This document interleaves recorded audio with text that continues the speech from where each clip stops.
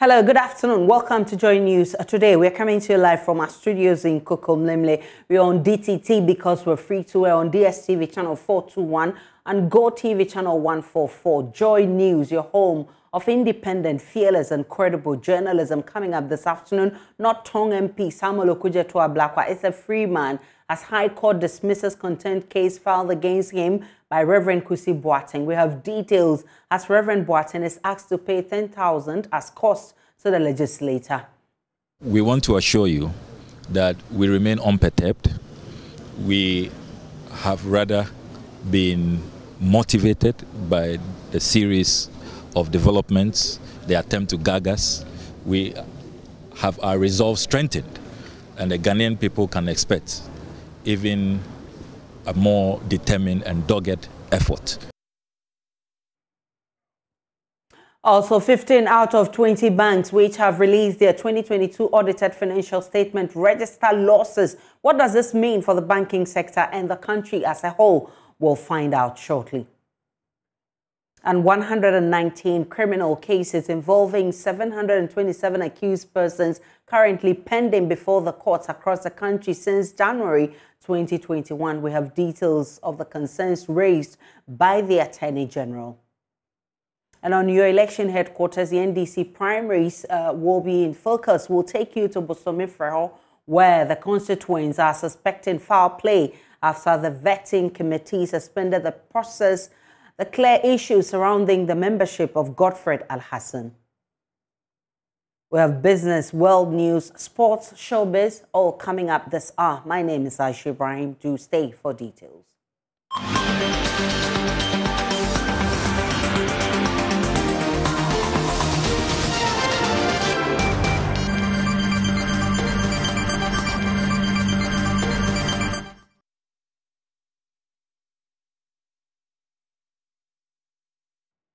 The High Court has today dismissed a contempt case brought against North Tong MP Samuel Okujeto-Ablakwa. The court says evidence presented by Reverend Boateng is fraught with inconsistencies and doubt. It therefore fails to meet the legal standard of proof beyond reasonable doubt. Joy News' legal correspondent Joseph Akable was in court and spoke with the North Tong MP and the NDC's General Secretary Fifi Kwete, who was there to lend support to his colleague. Daily apologize for the breaking sound. We can now go and hear from Okujeto-Ablakwa and the NDC General Secretary Fifi Kwete. First of all, thank the Almighty for this significant juncture in the series of exposés that we have been carrying out. I would also like to thank the National Democratic Congress, led by our General Secretary. You have seen former ministers, Dr. Omane Boama. You have seen the regional wing of our party, led by our Chairman, Agbavito. You've seen the North Tong support, led by our Chairman CKT, Queen Mothers, the Chiefs, constituency executives, and most importantly, my colleagues in the House who have really stood by me throughout. I would like to thank all of them, and also the people of Ghana who have remained resolute behind the truth and behind justice. Clearly, the judgment is very sound. You see that even in the case that they brought, it was fraught with all kinds of inconsistencies, irregularities. You had the erudite judgment of the respected judge. At this point, we want to make it clear that what we are doing by way of exposing the rot and the canker is not just for partisan gain. As our General Secretary has said, it's about the soul of our country. It's about truth, it's about justice, and it's about protecting the public purse. We cannot have people conduct themselves in ways that brings not only our country, but even the Christian faith into disrepute. People hiding under the cover of religion to perpetrate crime. We cannot accept that. And that is what continues to drive us. So we want to assure you that we remain unperturbed. We have rather been motivated by the series of developments, the attempt to gag us.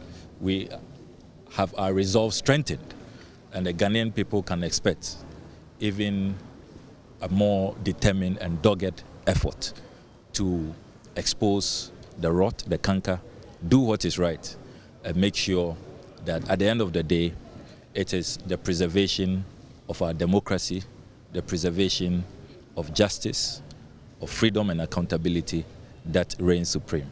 So we thank you very much. We thank you in the media also for all the support that you have given us.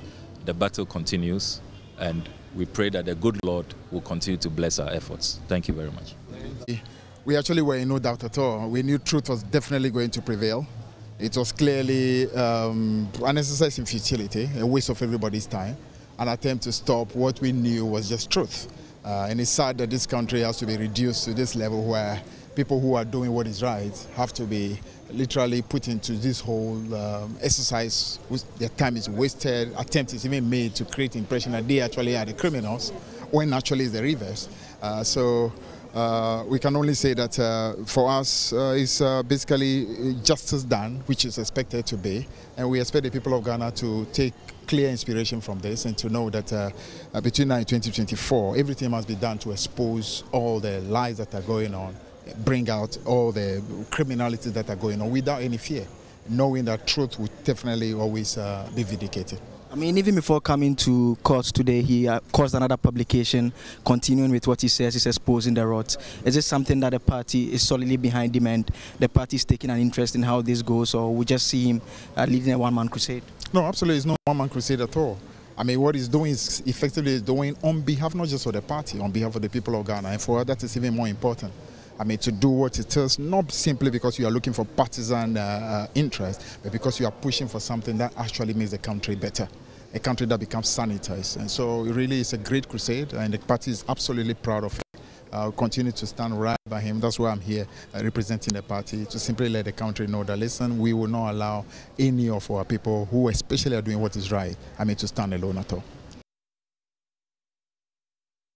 Away from the court to Parliament, Parliament may today approve an additional tax bill after MPs were recalled by Speaker of Parliament Alban Bagbin for an emergency sitting.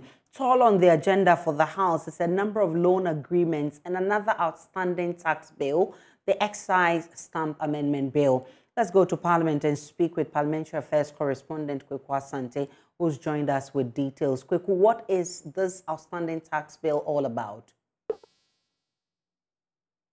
So the Excise Stamp Amendment Bill 2022 came with the 2023 budget, but has not been passed. It was part of the taxes that Parliament expected to consider together with the Growth and Sustainability Levy and all those other specific tax bills that were passed by Parliament. You would know that when you buy some excise goods like bottled water, canned drinks, you will see that there's a stamp on it, which allows government to be able to track the number of bottles that have been sold and how much revenue should be coming into government. Government is seeking to review that law to include a new set of goods and other things that would attract these taxes. The minority have been opposed to it somewhat, and that is why it has delayed for some time now. And so government is seeking through this emergency meeting of Parliament today to be able to get this through. What are the other loan agreements to be considered, Kweku? So it's a tall order. We have a loan agreement to finance the COVID-19 Emergency Preparedness and Response Project, financing agreement to finance the West Africa Food System Resilience Program, on lending for the establishment of Development Bank Ghana, loan facility agreement to be relocated for the construction of the bypasses on the Accra-Kumasi Road, loan agreement to finance the medical equipment provision project in response to COVID-19. So a number of them just gone by on the floor. The one having to do with $150 million to finance the West Africa Food System Resilience Program has been moved. It was moved by the chairman of the committee, Kuku Patin, and he made it clear that at the committee level, the minority MPs voted against the $1 million loan. And so they are seeking the approval by majority decision. On the floor, it has been split by party decisions and party lines. We've heard so far from Haruna Idrisu, John Dinapo, who have been speaking for the minority, together with Eric Opoku, who say that because of Ghana's current debt distress position, they are unable to support this, whilst the majority side says, despite the challenges with getting Ghana's debt to a certain appreciable and sustainable limit, there is still the need for some of these loan agreements to go through because government needs them to be able to run government. And so it is split. Very soon we expect the question to be put, and then we'll see what happens. It does really look like a tall agenda. And of course, we know Parliament is expected to sit for only a day. Can they finish up, on time? Well, so when the Deputy Majority Leader, Alexander Afenyo-Markin, read the business statement for this emergency sitting, he made it clear that the expectation is that they'll be able to do all these businesses and take and go back for that break that they have been on. But the expectation is that they'll be able to do so. Normally, for such emergency sitting, they'll probably sit through the night and make sure that they are able to deal with some of these key issues. Well, our eyes are on Parliament. Kwasante with those details. Definitely, we have more from Parliament in our subsequent bulletins as the parliamentarians meet over these emergency bills. Now, let's get to other stories. The integrity of the SIM card re-registration exercise has been called into question by some Ghanaians who have found their Ghana cards linked to several unapproved numbers without their knowledge. Government commenced the mandatory exercise in 2021, hoping to put together a proper SIM card registry. But people are beginning to realize that other numbers are being linked to their cards without permission, and the process of delinking those numbers are also cumbersome.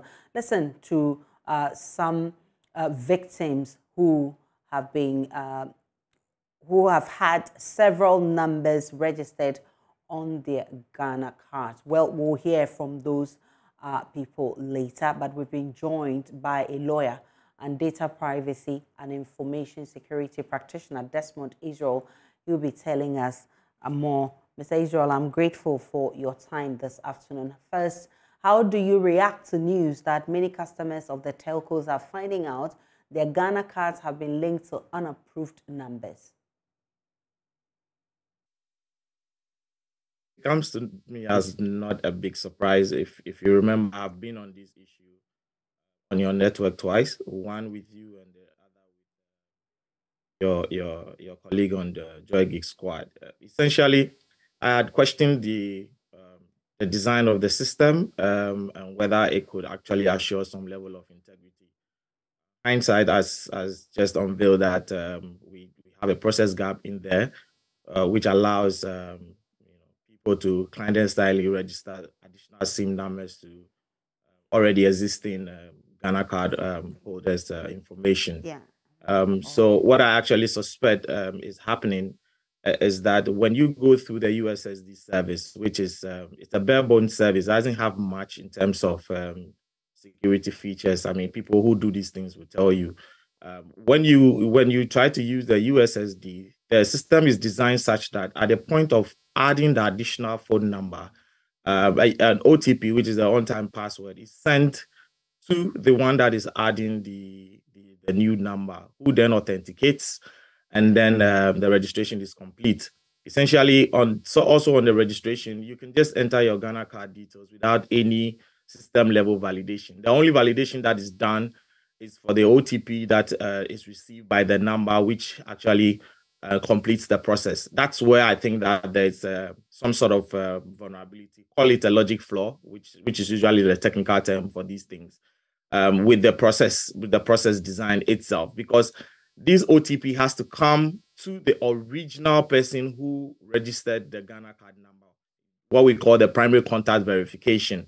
So the primary contact verification should have been, if Desmond registered the Ghana card, the initial number Desmond used at the KYC to register the Ghana card number should automatically be linked such that if you want to add additional numbers, the OTP must be sent back to the primary contact verification number, which was originally registered with the Ghana card. And that would allow Desmond to assess if he was actually adding additional numbers to his Ghana card.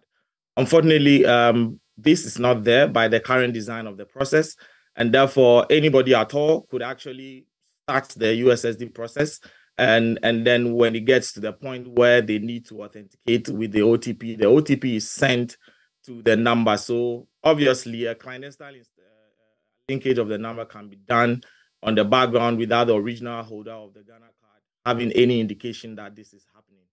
And I think that's not the best way to go with such a system. Essentially, it definitely breaches data integrity. I've read a few and heard a few comments that is trying to challenge that, and I think that they are not paying attention to the issues. But it actually goes back to the matter of data protection, which has a very core principle about data integrity and data security. That's where I'm going. That's where I'm taking this conversation to, because in fact, the delinking process itself has proven to be cumbersome. And worst of it is the breach that you talk about, the breach of trust between clients and the telcos. Are there legal ramifications that customers can explore?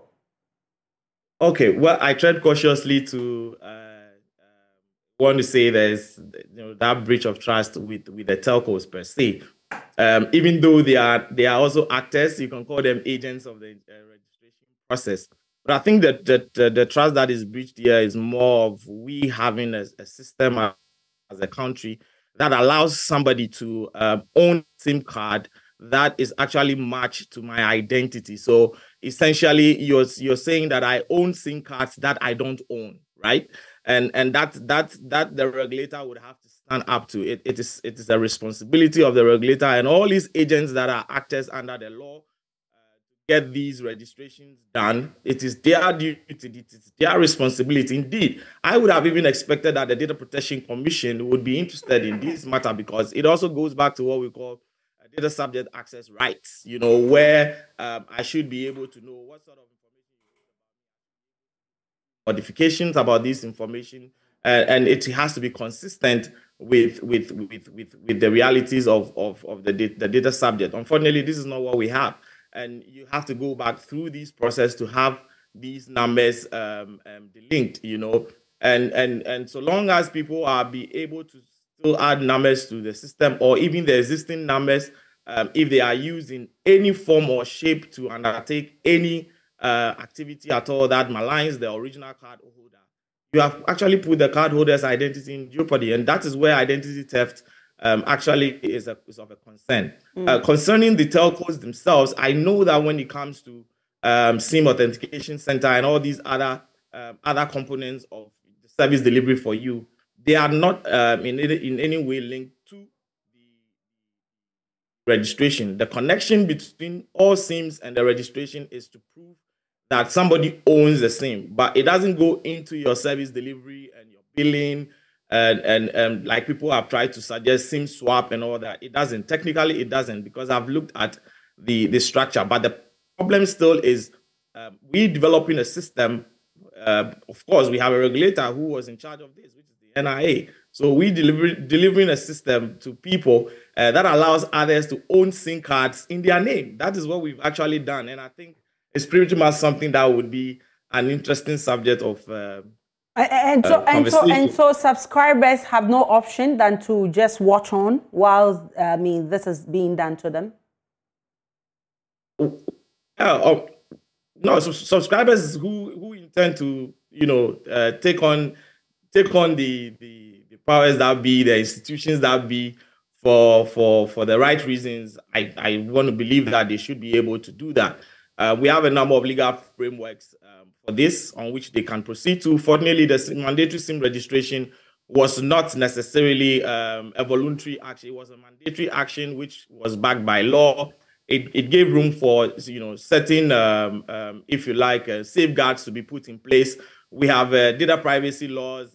We have laws under Electronic Communications Act and the rest. But you would want to really look at the issues and find out where your course of action would lie. But as a practitioner, as a legal practitioner, as somebody who understands the space also, I wouldn't say that subscribers do not have any chance of taking on issues they want to. More importantly, I would like to see the organizations and the NCA. Exactly. Thank you. The NCA and the NIA coming forth, to actually get things together and get things done right. The delisting process, I understand, is the first level of mitigation to cut down the risk. So, of course, that could go into some of the defenses of, okay, so we found it and we are taking steps to do this and we are taking steps to do that. But I don't think that it's enough at this stage. They would probably have to look at the design of the system and give further assurances against any additional chances that this could happen again. Grateful for your time, Desmond Israel. He's a lawyer in data privacy and information security practitioner, and he's been speaking about the NCA and the re-registration exercise and the matters arising. Now, 15 out of 21 banks that have released their 2022 audited financial statement registered losses. These record losses are as a result of the domestic debt exchange program, which triggered the investment assets to be impaired. There's more in this News Desk report. Consolidated Bank was the biggest casualty, recording about 2 billion cedis losses in 2022. Indeed, the local banks were the biggest losers. But the good thing is that they have swiftly recovered in Q1 of this year, recording some good profits. The 6 banks that recorded profit last year included GT Bank, Societe Generale, FBN Nigeria and UBA. For impaired assets, Absa Bank was the biggest loser, writing off 2.12 billion cedis. It was followed by Consolidated and GT Bank, which also wrote off 2.11 and 2.08 billion cedis respectively. FBN Bank, Bank of Africa and Omni BSIC were the least affected. With regards to the capital adequacy ratio, which is a key financial soundness indicator, Consolidated Bank fell far below the industry threshold. FBN Nigeria, Access and GT Bank, however, recorded the largest capital adequacy ratio of 57, 37 and 36% respectively in the banking industry. Joy Business had earlier reported that banks in Ghana lost about 15 billion cedis in 2022 due to the domestic debt exchange program. Banking consultant Christian Techijan tells Joy News if the situation is not checked, it could have dire consequences on the economy. He spoke to me on News Desk. It doesn't look good looking at what the figures are presented to us. If you have just about 5 or 6 banks out of the total 23 that are making profits, it doesn't look good. But in hindsight, you can give them a bit of a respite, and it's not too dire of a situation as it is being made.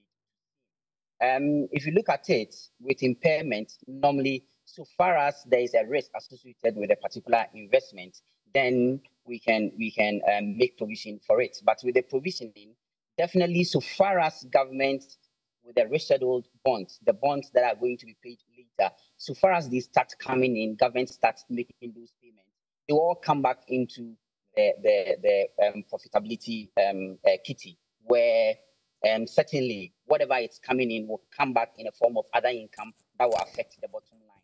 So it doesn't look good on the picture, but then hindsight, it is not too dire of a situation because these are bonds that have been rescheduled. So far as they come in, they will be reclassified and the money will come back into other income for it to affect the bottom line. And for the banking public, there's been a lot of backlash.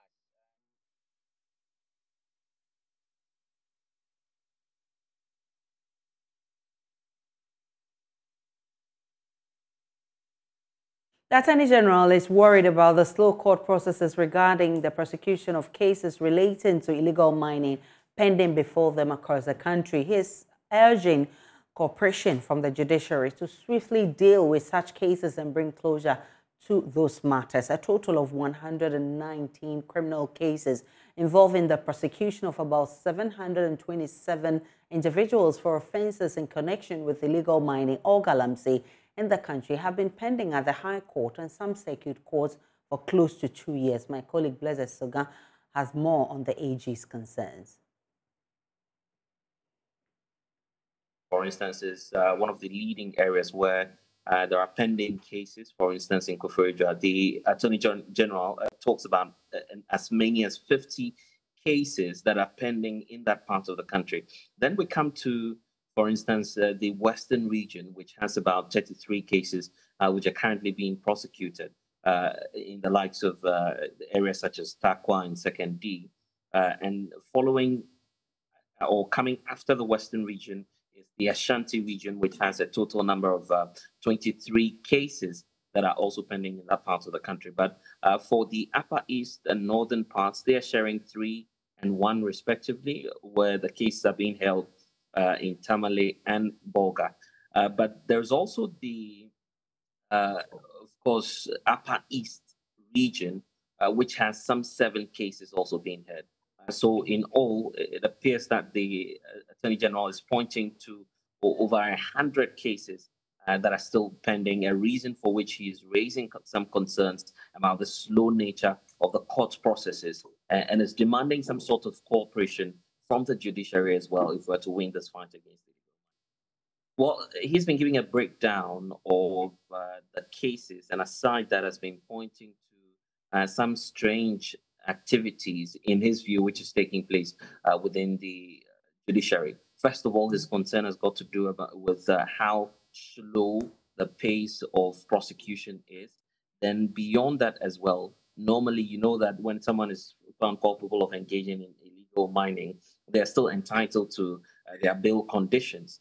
He argues that these individuals or corporates or the accused persons, once they meet the bail conditions, find a way of leaving or sneaking out of the country. In his view, these are some of the issues that are affecting his fight against illegal mining, a reason for which there'll be a need for the judiciary to cooperate with his side to effectively tackle what's happening.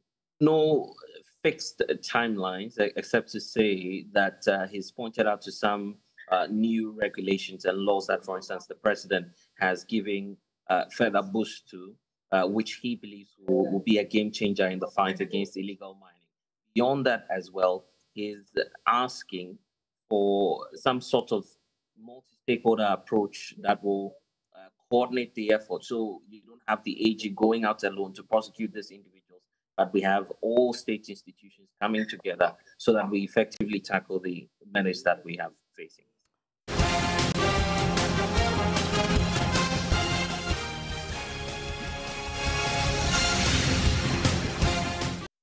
And on your election headquarters, supporters of a parliamentary aspirant for the NDC primary in the Bosome-Freho constituency in the Ashanti region are suspecting foul play in its vetting process. The vetting committee suspended the process to clear Godfred Alhassan Bokbin after raising issues with his party membership. The aspirant, however, alleges the party is taking sides in an attempt to deliberately deny him opportunity to contest the primary. Love FM's Nana Boachi Yadom Hasmo. The vetting committee of the NDC has failed to clear Godfred Alhassan Bogin from contesting against incumbent party chairman of the Bosome-Freho constituency. It is alleged there are issues with his membership and loyalty to the party. Flanked by several supporters who gathered at the regional office of the NDC, Alhassan Bogin said the party must ensure an open contest and not deliberately take him out. They should allow fairness to take its course. So that at the end of the day, whatever we are all hoping and fighting for, which is the Bosome-Freho seat, to be able to better the lives of the people, is all we are asking. At the same time, how we can increase the votes of a flag bearer, presidential flag bearer, is all we are interested in. So we don't want anything to distract this agenda. All we are asking is that they should fast-track things and ensure that fairness takes its course. Supporters of the aspirant say they will resist any directive to disqualify their candidate. Regional office, the regional office because of GAP. Fans of GAP. We came here to support GAP. We need him to be our member of parliament for more developmental projects. Because baby, I am far east, you will crash and can't grab. I am here with grass. It's ye papa bets me a boy, then put to our cost or answer for Honomo. If they am penny for now, almost as you know, per se, Omuye Catastrophe, no Mukai, the pan, No, nipa no in contest no. Wa baye bida. I say, chairman, ye improvement bia. Here is the case ye nya ajinkwa na o say or no never be ye free or how ni amane enyinemu. Ye friend ajinkwa. Our leaders want to deliberately disqualify our candidate. His opponents did not do anything as chairman of the party for the constituency.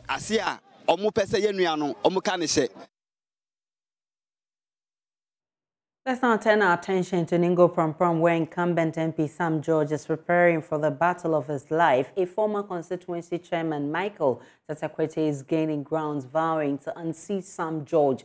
Asante looks ahead to what will be a contentious primary.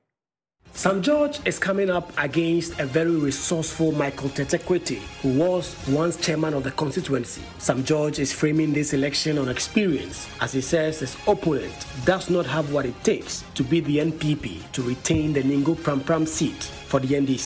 Say follow who know, Mambi. We are choosing experience over experiment.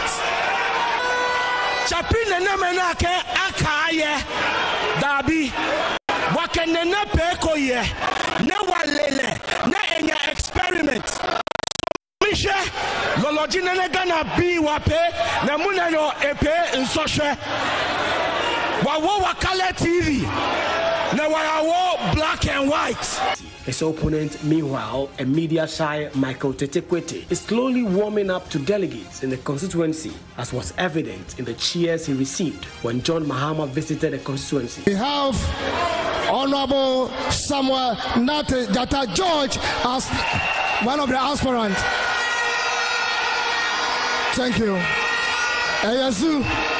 Your Excellency, again, we also have Michael Tatakwete, one of the aspirants. Thank you.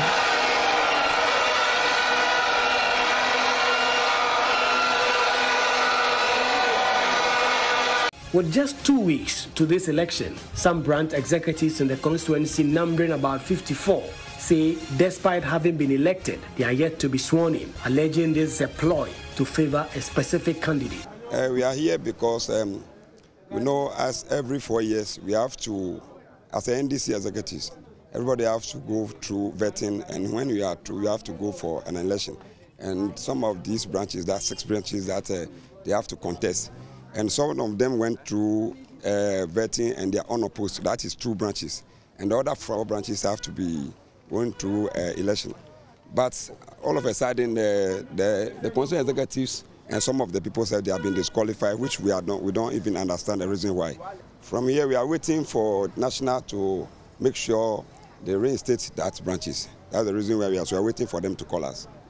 Oh, we are just here to get things done properly so that we have peace, to have the understanding, to continue to work for NDC to win power 2024. We are throwing challenge to them to know that they should refer that 6 branches back to work for us so that we can go and win our victory. Without that 6 branch, I don't think that voting on the 13th will come on. We are not going to allow that.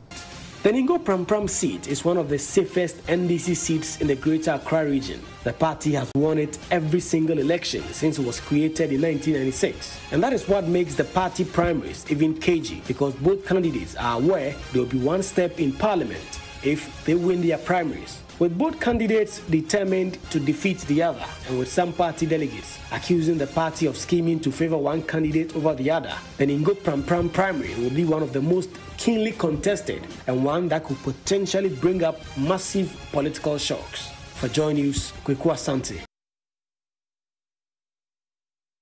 We're still live on Joy News today. We're coming to you live from our studios in Kokomlimli. Let's take a break. When we return, we'll bring you the very latest coming from the world of business.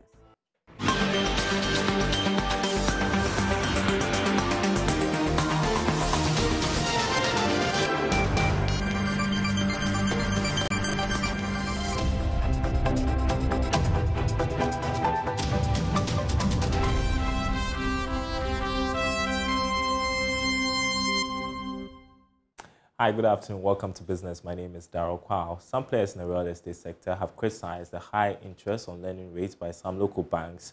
According to President of Casa Baza Building and Construction firm, John William Adele, local banks should be cushioned by government to support the sector. Speaking to Joy Business at the launch of the company in Accra, he called for enforcement of existing laws within the real estate sector to attract investors.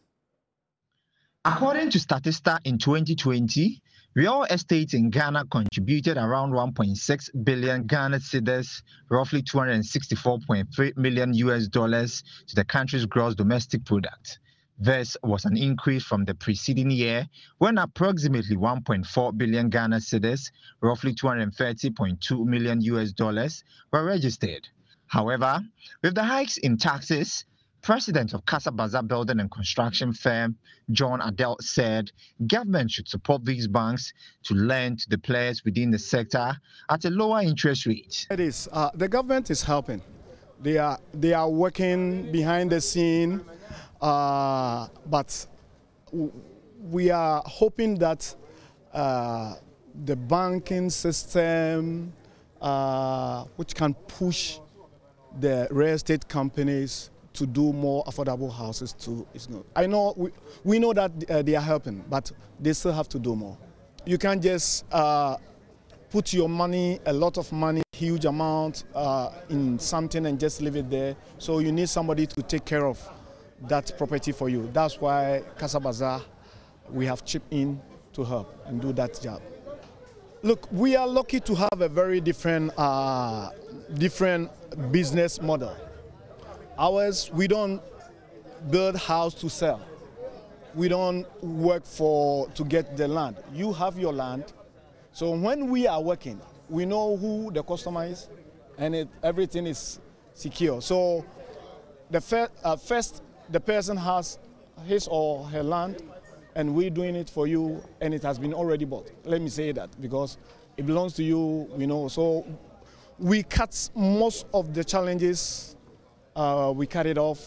So surely there is still some challenges to face, cost of the materials, cost of the labor and other things are there, but we're still going forward little by little. Casa Baza is one of the top expansion team of the largest real estate company in Ghana and Africa. Now, the Microfinance Institutions Network is expressing worry over the proliferation of online advertisements of some financial institutions that have no physical presence. According to the association, these institutions pose a threat to many unsuspecting customers online and must be avoided. Executive Director Yao Jemfi spoke to Joy Business at a workshop on financial literacy in the Central Region. With the association, we have representation all over the country. And then there are also what we call mini task force that we use, where we've asked some of the financial institutions to prompt us whenever they see new financial institutions coming up. And then when they see there are new products, they should let us know so that we can also double check if these people actually have the permission of the central bank to deploy those kind of products. Again, at the lower level, there are some people who open institutions without getting license. So we've been on the lookout for those kind of institutions to make sure that we don't have any foreign type of institution coming into the system and calling themselves microfinance or anything. All right, more business news coming up on the marketplace. Up next, sports.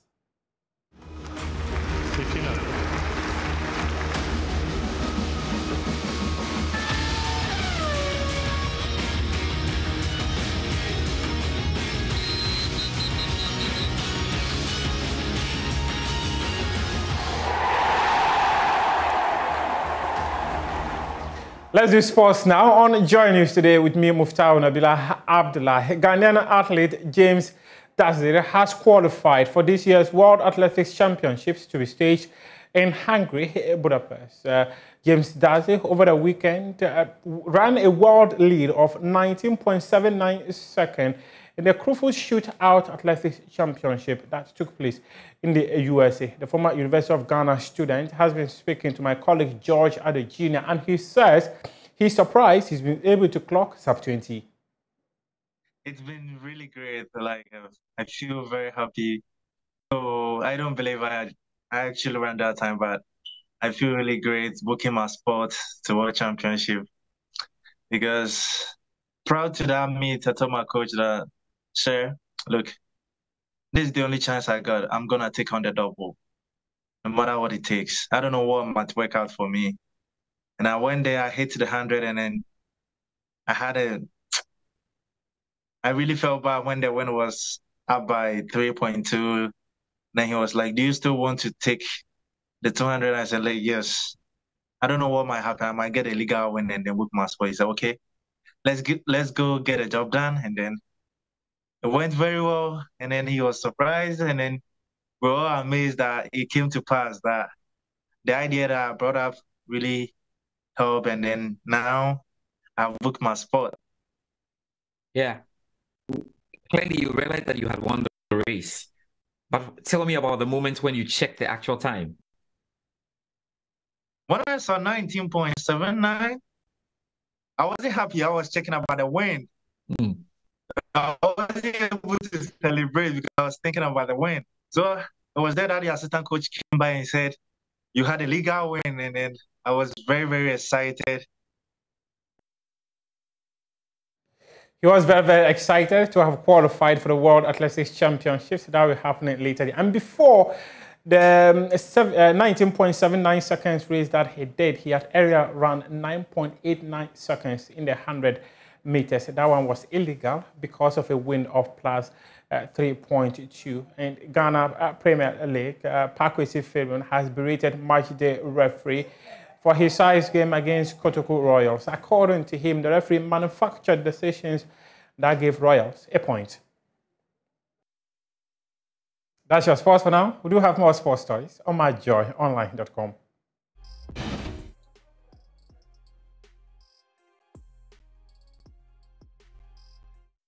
Welcome to Showbiz here on Joy News. And our family, friends and fans gathered at the Polo Beach Club at the weekend to celebrate the release of Stonebwoy's Fifth Dimension album release. Here is all you've missed.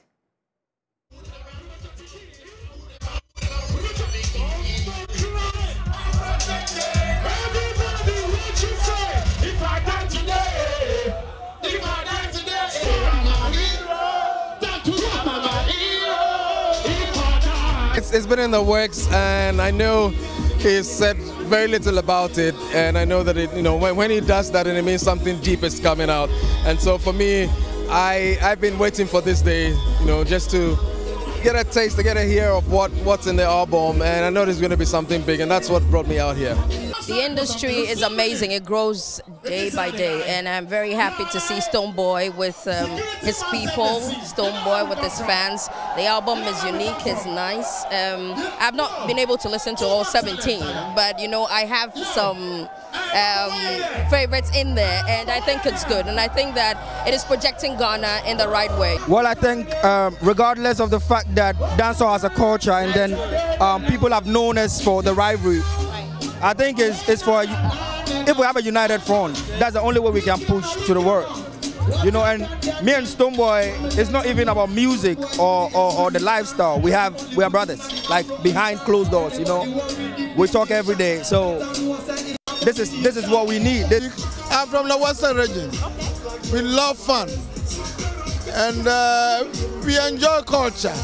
We appreciate what is Ghanaian, and when people are playing music people enjoy. Music that uplifts the people's spirit, Uncle. We want to join, we want to be part of. And this is one occasion that I want to be part of. Stonebwoy's album that he wants to launch. I'm so glad I am here.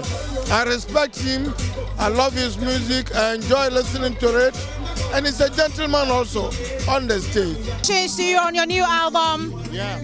You've practically toured the world with this particular album. Are you fulfilled now that it's out? There's a lot of work to be done post-release. So now we're about to start the work for after release. But so far, pre-release, Pre-release, bro, we've done the most.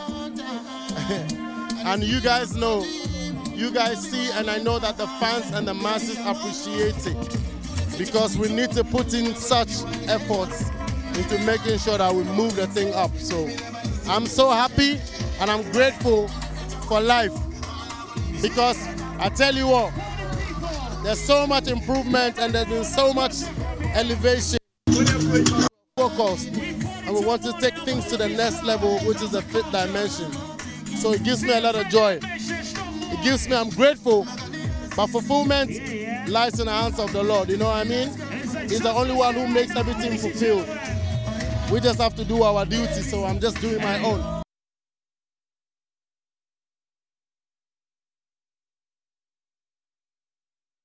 That'll be all for Showbiz here on Joy News today. There's more Showbiz news in our subsequent bulletins, also on myjoyonline.com. Serena Williams announces she is pregnant with baby number 2. This and a lot more on that channel. That'll be all for Showbiz here. And Chioma shares yeah. So when you log on to myjoyonline.com, you get... Well, there's also more news there. That's how we end the bulletin. My name is Aisha Ibrahim. Enjoy the rest of our program.